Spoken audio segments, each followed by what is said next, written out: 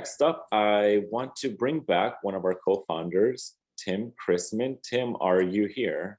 I'm not sure if Tim is here. In the meantime, we also have one of our other co-founders, Lyla Gislison. Hi, Lyla, how are you? Hey, Leo, I'm great. I'm great. So yeah, Tim, for those of you just chiming in, Tim is running around Akron, Ohio right now. So yeah, he may be in between locations, but yeah, he was probably going to show off some other interesting Akron landmark. I know this afternoon they are going to be at the Bounce House, which is sort of it's like a small business incubator slash co-working space, and they are hosting an in-person event, which is really cool. Talking about a lot of the same things we're talking about here, but with the actual local folks of Akron. So that's super exciting. If any of you are tuning in locally from Akron, check out the Bounce House tonight. And I think they're going to have some food there too. So I will just go ahead and jump in with a little presentation I have prepared. Yes, and for those of you, Lyla is actually going to be talking about how you can be a part of this movement to make space accessible for everybody by becoming a member for Foundation for the Future. So Lyla, take it away. Yeah, that's right. Let me share my screen here. Yeah, so I'll really be talking more about kind of the why behind what we're doing, and then, yeah, talk a little bit about how you can get involved, but really more just about the foundation and what we're trying to achieve here with the work we're doing. So thank you for already supporting us just by being here. All right. Well, again, thank you for joining us. My name is Lyla Gislison, and I'm co-founder and director of marketing at the Foundation for the Future. Our goal here is to make space accessible to everyone. I know a lot of people say that. I know a lot of people say not just astronauts and billionaires. But what we're trying to do is really accelerate the United States' space infrastructure development. So we're talking about kind of building the roads and rails of space, and as Tim likes to say, to make space boring enough to be routine. He's from Alaska, so I think he can say that, and he knows better than anyone that without infrastructure, it's really hard to survive in remote places. It is the difference between a cold walk to the outhouse and indoor. I mean, it's a beautiful thing. Thanks for chiming in, especially in the winter. I can't imagine. So what we're doing is we are doing this through education and advocacy, and we're trying to build a collective voice around the urgency of space infrastructure and development of it. And yeah, the urgency is real, because I think if we want to see change happen within the next few years, we really have to start taking actions now. So our proposed solution to this acceleration is the Space Corporation Act, which is a bill we are currently proposing to Congress. I'm excited to report that over 80 representatives and senators are in early support of the bill, which is very promising, but we do have a long way to go. So today we are asking you to join us in this effort. Next slide, please. As all of you on the call know, the space economy is here. Really, the bottom line is space is, whether we want it to be or not, the timeline we have control over, the rest maybe not, is it's going to be the next major economic engine of growth. And that isn't happening right now because there isn't a great way to finance it. There's not a stable, secure way to finance it, which again is something our Space Act addresses. here's a quote actually from Adam Jonas from Morgan Stanley. He wrote a great article in Barron's about the next space race. He outlined a lot of the potential in space. Just to give you a couple of numbers, Earth observation alone is expected to jump to 25 billion a year from 3 billion. And that's just in 2021. So a lot of potential there. Next slide, please. So what is the delay? Technologies exist for us to live and work in space and have for a while. The industry is really waiting to explode. I mean, we just had this wonderful array of entrepreneurs ready to move their businesses into space, and from food to DNA to space travel and all kinds of startups eager to launch their technologies. Again, the problem is that few private investors are providing short-term financing for space investments. Many are, which is great, but a lot of those investments are just too risky or too long-term to show an ROI. So I think until the money's there, it's hard to gain a lot of traction. Next slide, please.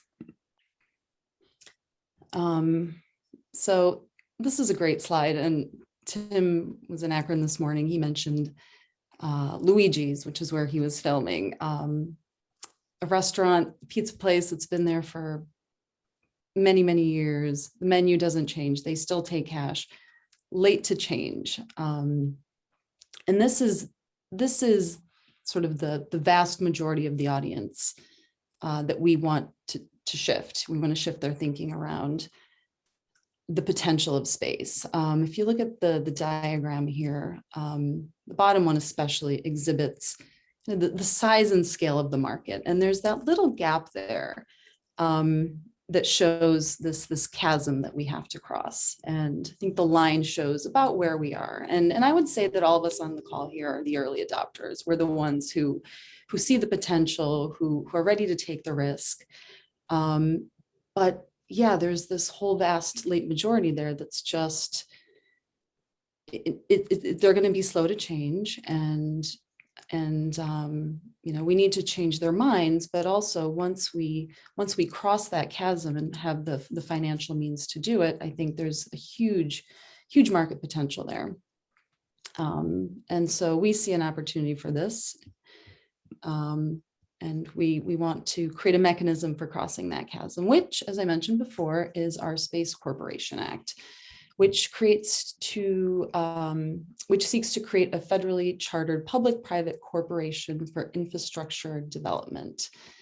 So this will help provide an avenue for commercial space investment, financing, and project development that does not currently exist. So some benefits of this would be to, harness the space sector's capabilities and help fuel our economic growth and recovery. Would provide stability to the United States space endeavors, enabling historic exploration and scientific achievement. And it would support a continued United States space industry and global leadership, really. And let's not forget security. I know that was a big topic yesterday, was national security. With China putting a lot of investment into space, Russia as well. There's a case to be made. Next slide, please. So what we are doing is we are forming an alliance with a collective voice. Hey, Lyla, can you check to see, am I on the right slide? It is, now you are. This one? Oh, next one, please. Sorry, the one with the logos. Yes, perfect. Yeah. So we're forming an alliance, and here is a growing list of the Foundation for the Future's members and supporters. These are companies who stepped up to show their support for the Space Corporation Act and who agreed to sign our letter to Congress. We've got Space Voyager Holdings, Starbridge, Helios, and the list is growing.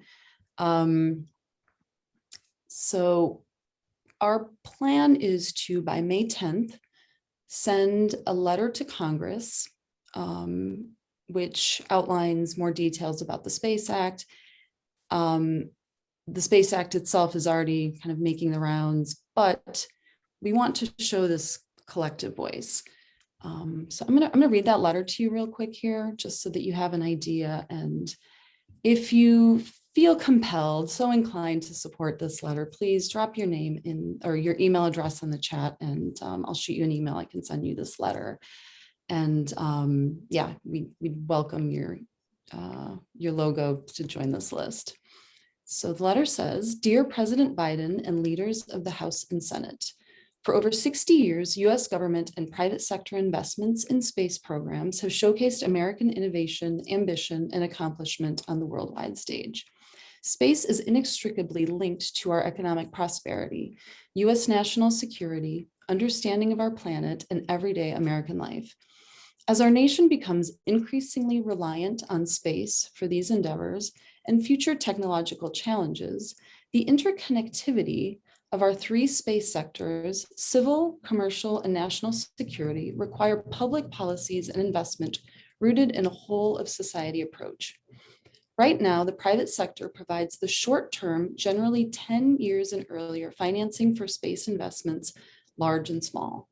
NASA and Space Force provide long-term scientific and military investments, but the country lacks a source of long-term infrastructure financing. The solution to that problem is the Space Corporation Act, a public-private partnership designed to unlock long-term private capital without requiring large government investments. New tools and investments in the space economy will provide stability and continuity to the United States' space endeavors, enabling historic exploration and scientific achievement, continued US space industry global leadership, and enhanced national security. Harnessing the space sector's capabilities will help fuel our economic recovery, help solve the climate crisis, and build the diverse 21st century education system and workforce that America needs and deserves. We strongly encourage this Congress and the Biden administration to support the rapid passage into law of the Space Corporation Act." So again, if you have a space or space adjacent company and want to add your name to our open letter to Congress, please drop your email in the chat and I will send you a copy of the letter for review. Next slide, please. All right, so as you can tell, we've been hustling to spread our message. And if you believe and support the work we're doing, please join us and become a member. We've recently established a membership program, which will help us achieve two goals. One, to empower our space community, and two, to create a sustainable model that enables us to continue our education and advocacy work, and of course, to pass the Space Corporation Act. Our goal with this is really to create a dynamic ecosystem of both young enthusiasts, entrepreneurs, investors, and larger industry partners, both inside and outside of the space industry. Next slide, please. There are membership levels for everyone, ranging from individual memberships, which start at $100 annually, $30 for students, and a variety of corporate membership levels. And we even offer a small business alliance level, which is a pretty cool idea. What we want to do with that group, it's, you know, smaller companies who sort of want to amplify their voice, and, you know, creating networking opportunities specifically for startups. This will give them access to investors and key government officials and so on. Next slide, please. Yeah, so membership is a great way to make your voice heard in the political and policy world of space infrastructure.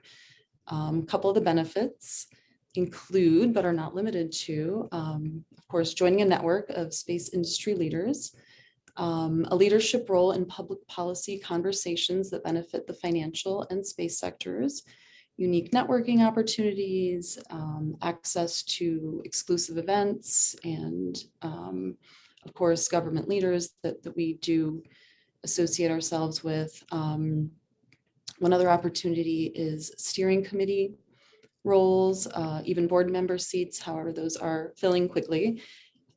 Speaking opportunities at events like this one right here, Conversations for the Future, and also infrastructure for the future, a lot of logo placement opportunities and just partnership with crafting some of the content, industry media access, publishing opportunities, updates on the progress of the Space Corporation Act, and yeah, more. So we're excited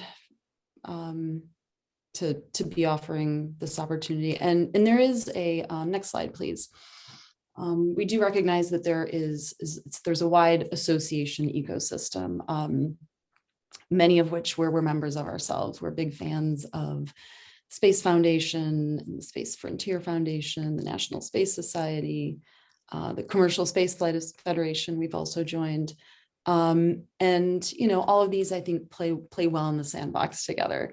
Many of these organizations are really focused on space education, exploration, human settlement, aerospace, obviously space and flight. We're really the only organization that is advocating for new forms of financing to really kickstart the space economy. So that's kind of what differentiates us. Next slide, please. So your support enables a lot of things.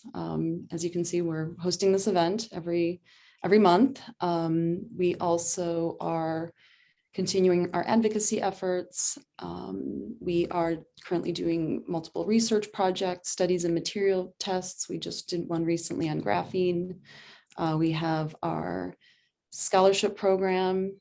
We are currently in the process of developing our kindergarten to orbit workforce development center, and just all the relentless hustling to make space accessible for everyone it's kind of what we're all about these days. So whether you are, space adjacent company, or anyone interested in just helping, we need you.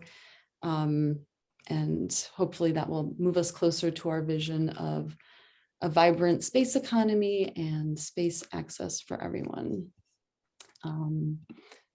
Next slide, that's all I got. So for more information and to join, please visit our website, f4f.space, or drop your email in the chat and I will contact you regarding the letter or membership. So let me know. Thank you. Leo, back to you. Thank you, Lyla. And we have Tim Chrisman here, who is, like Lyla said, on location in Akron, Ohio.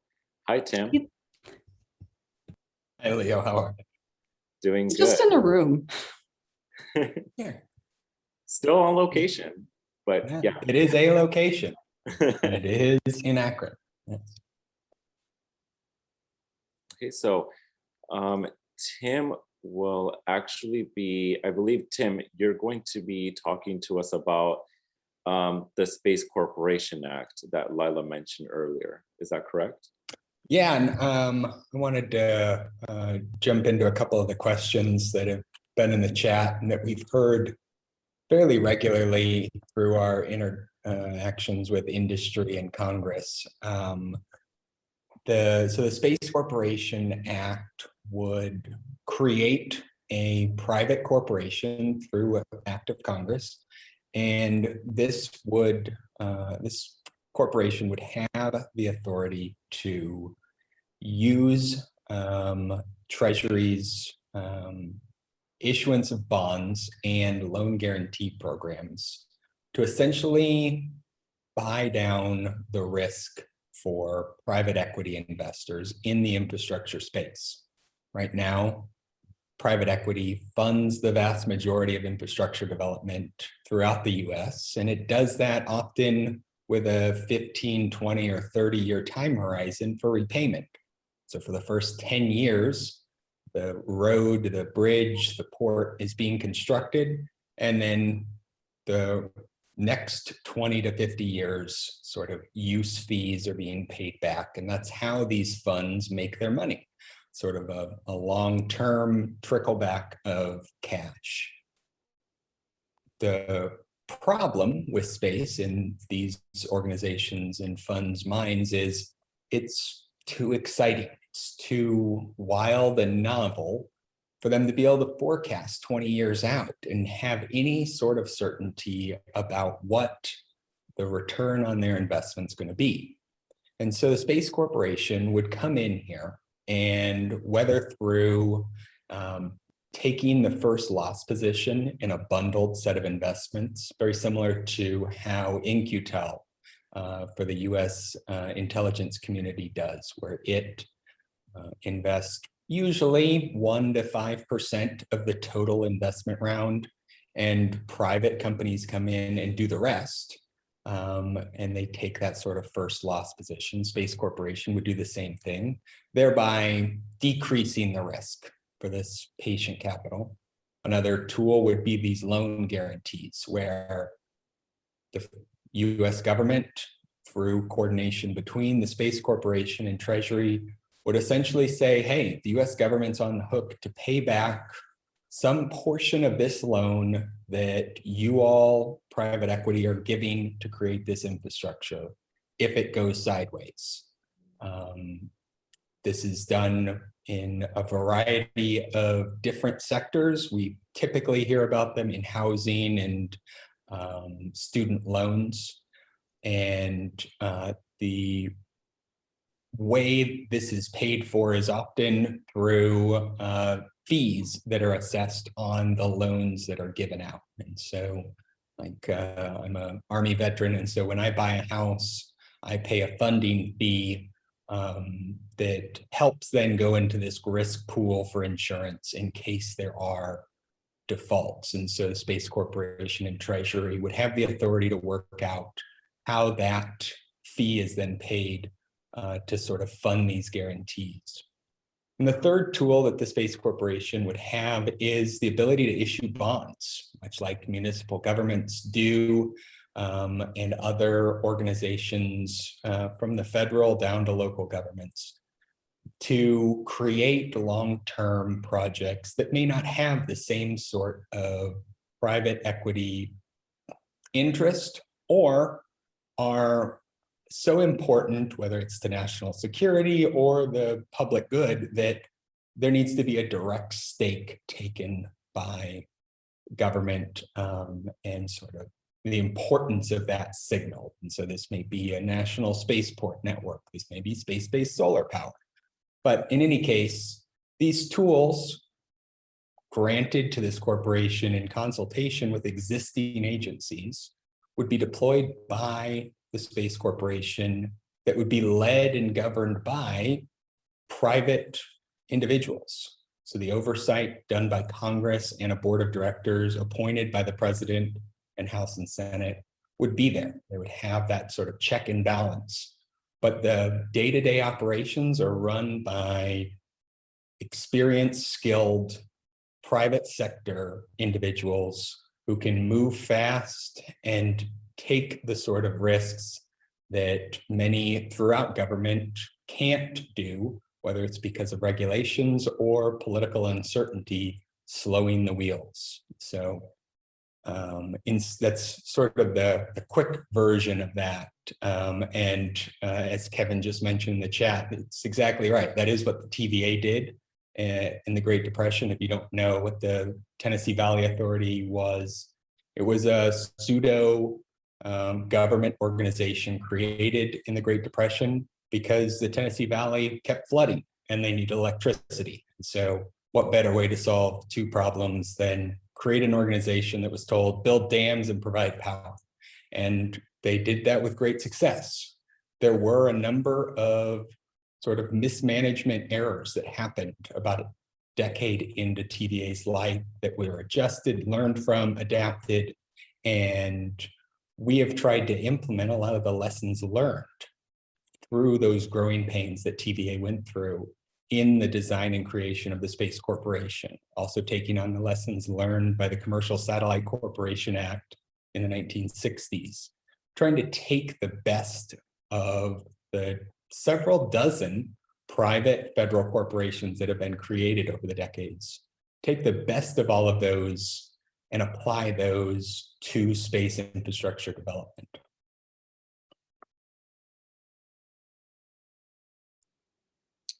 Thank you so much, Tim, for talking about the Space Corporation Act. For everyone watching and listening, you can find more information about this very critically important act by going to the Foundation for the Future's website at www.f4f.space. The Space Corporation Act, like Tim said, gives access to everyone, not just private establishments. This is why we talk about infrastructure and its importance and benefit that it gives us to continue to advance. Throughout Conversations for the Future today and, well, the ongoing events that we're going to be happening throughout this year, we will be talking more about the acceleration of space infrastructure with the help of this bill. I actually put the draft letter on the chat if you would like to look at it.